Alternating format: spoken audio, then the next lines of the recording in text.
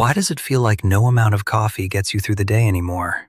Do you find yourself dragging from morning to night, even after 8 full hours of sleep? Maybe you've labeled this as laziness, or told yourself you just need to power through. But what if that bone-deep tiredness isn't about willpower at all?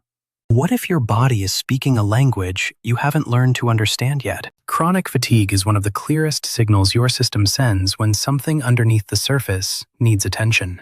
This isn't about being weak or unmotivated. This is about recognizing that exhaustion, especially the kind that rest doesn't fix, is often your body's way of protecting you from something bigger. Number 1.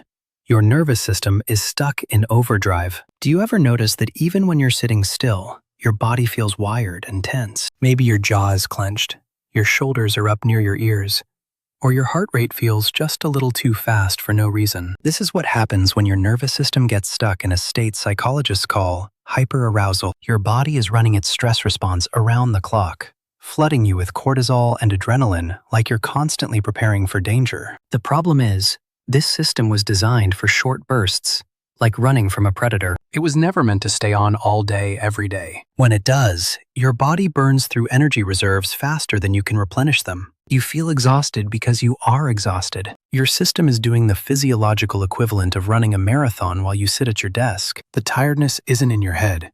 It's the direct result of a nervous system that doesn't know how to turn off anymore. Number 2.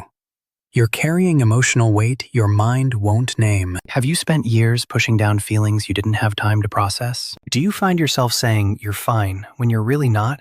Or moving on from hard things without ever actually dealing with them? Unprocessed emotions don't just disappear. They get stored in your body, creating what researchers call allostatic load, which is essentially the cumulative wear and tear of chronic stress. Your body has to work overtime to contain all that unfelt grief, anger, fear, or sadness. It takes real energy to keep emotions suppressed, to maintain the performance of being okay when you're not. That's energy you don't have left for anything else. You might not even realize you're doing it because it's become so automatic. But the fatigue you feel is often your body's way of saying it's tired of holding things you were never meant to carry alone. Sometimes exhaustion is what happens when your heart is heavy and your mind won't let you acknowledge it. Number 3. You've been running on stress hormones instead of real fuel. Does it seem like you get a second wind late at night, right when you should be winding down? Are you someone who feels like they function better under pressure, or who needs deadlines to get anything done? This pattern might feel productive, but what's actually happening is that you're relying on cortisol and adrenaline to keep you going, instead of sustainable energy from rest and nourishment. Your adrenal glands, which produce these stress hormones, can only output so much before they start to struggle. When you've been in survival mode for too long, constantly pushing through on sheer will, your body's ability to generate that emergency fuel starts to decline. You end up in this paradox where you're exhausted but also weirdly wired, tired but unable to rest deeply. This is what burnout looks like at the physiological level. Your body isn't lazy. It's depleted. The fatigue is your system waving a white flag, telling you it can't keep manufacturing energy from stress anymore. Number 4.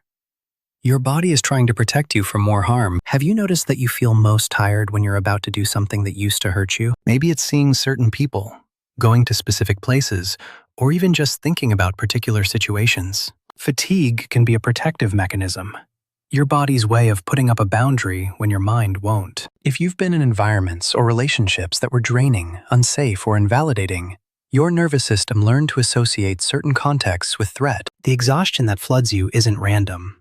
It's an adaptive response, your body trying to keep you from putting yourself in harm's way again. Psychologists who study trauma recognize this as a form of conservation withdrawal, where your system essentially shuts down energy output to prevent further damage. You're not broken for feeling this way. Your body is doing exactly what it was designed to do. It's trying to protect you the only way it knows how. The challenge is learning to distinguish between actual danger and echoes of old pain, so you're not living your whole life in defensive shutdown. Number 5. You're not getting the kind of rest that actually restores. Do you ever sleep for hours and wake up feeling like you didn't sleep at all? Are you someone who scrolls their phone until they pass out?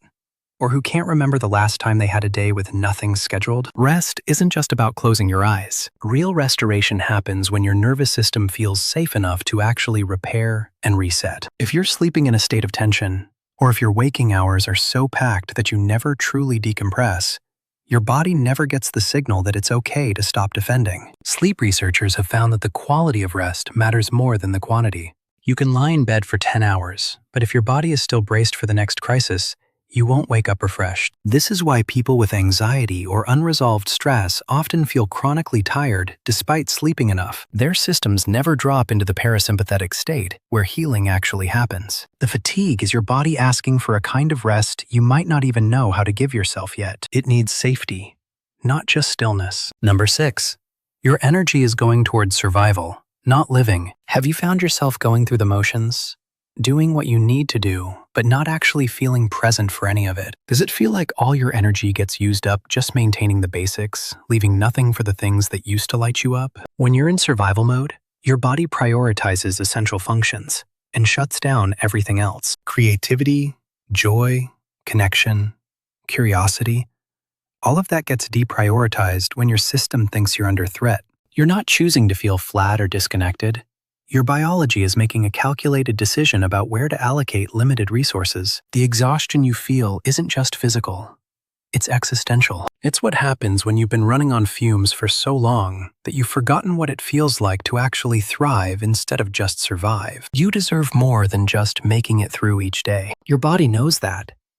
The tiredness is it trying to get your attention, to tell you that this bare minimum existence isn't sustainable, that you need more than you've been allowing yourself to have. Number 7.